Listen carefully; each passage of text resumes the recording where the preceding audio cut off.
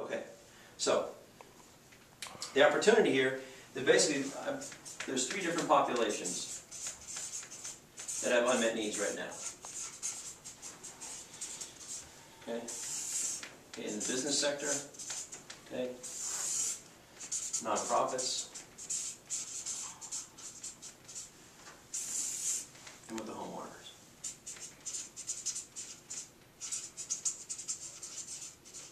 Okay, so right now, like I said before, business revenue is down.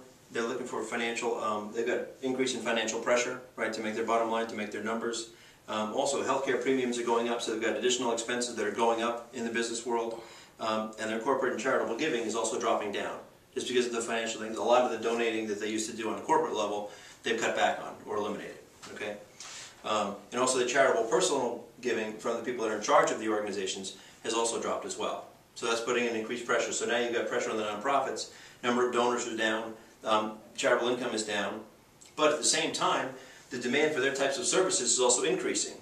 Because the people are having problems, they're looking to the nonprofits to help them with different things that the nonprofits typically provide. So they've got a decrease in revenue and an increase in demand. It's causing a lot of stress and pressure on the staffs of the nonprofits.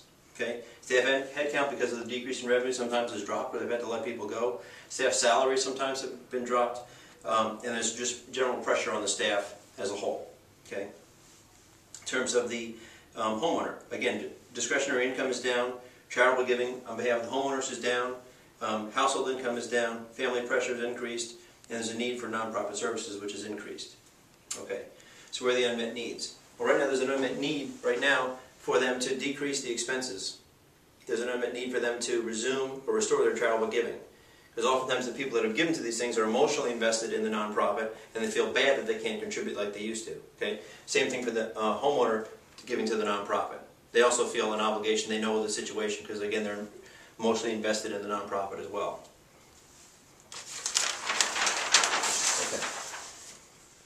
Okay, so where are the opportunities?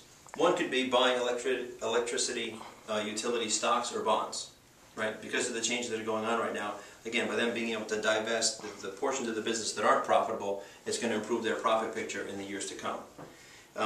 Another thing is that consumer credit risk is an issue for the utilities now, because what they're doing is they're providing electricity this month and they're billing it for the next month. Okay, and because of the problems that the people are having, a lot of that is going into receivables 30, 60, 90 days on the part of the homeowner. So there's a financial pressure on the existing utilities because they've got that exposure. So the fact that they're shedding that and giving that over to the alternative energy provider, it's improving the profit picture for the utility. Another possible opportunity for an entrepreneur would be to buy stock in these alternative electricity suppliers.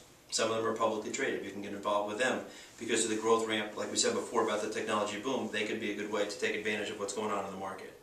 Also, there's some late-stage private equity firms that I'm aware of that are dealing with people that are helping to produce these different materials for saving energy. So they're improving the technology on windows, ventilation, systems like that to reduce the energy consumption. That's another opportunity for an entrepreneur. Another possible opportunity is being involved with the marketing of these alternative energy suppliers. You can focus on commercial businesses, you can focus on residential, or you can try to focus on both. But again, there's another opportunity for entrepreneurs if they're interested in getting involved in this energy market the way I've defined it. Okay. Now again, for more information, if you want to see any of this stuff, you can go to franklinwebster.com/energy and I'll have these things there.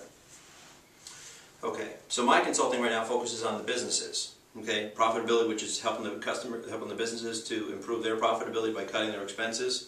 I'm also advising different energy companies that are starting up, some of these entrepreneurs that are getting involved in, of helping them about ways so they can actually roll out this plan to their constituents. What I've done is I've also got a list on my website of the different energy entrepreneurs that I've dealt with personally that I know are reliable, because there's a lot of people that are just getting in for the sake of getting in.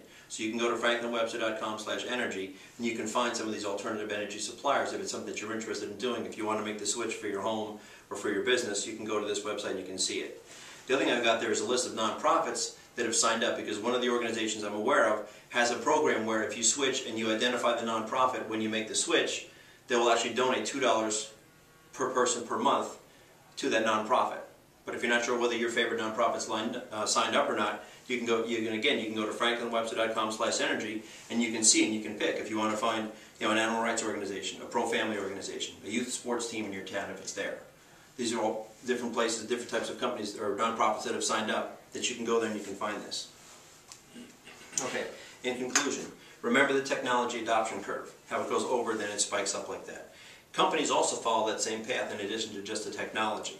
Think how ubiquitous Microsoft, Google, Dunkin' Donuts, or McDonald's have become. Same thing, a company can go through a spike like that as well. So seeing where those four companies are today, do you wish you had bought into them pre-boom? That you had gotten into Microsoft or Google on the ground floor? Maybe you didn't know about them back then. All four are publicly traded, and two of them you can buy in and you can operate a franchise to take part of their profitability and part of that brand that they've developed right now. That's another way to be involved. So I'm going to leave you with a poem.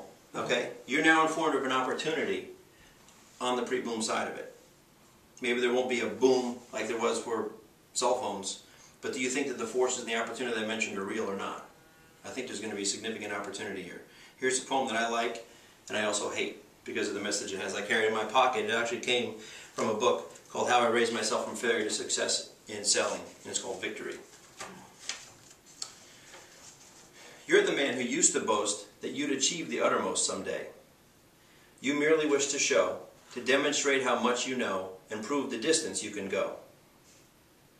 Another year we've just passed through. What new ideas came to you? How many big things did you do?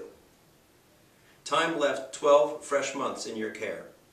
How many of them did you share with opportunity, and dare again where you so often missed?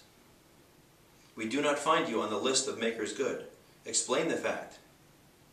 Ah, no, 'twas not the chance you lacked. As usual, you failed to act. Thank you.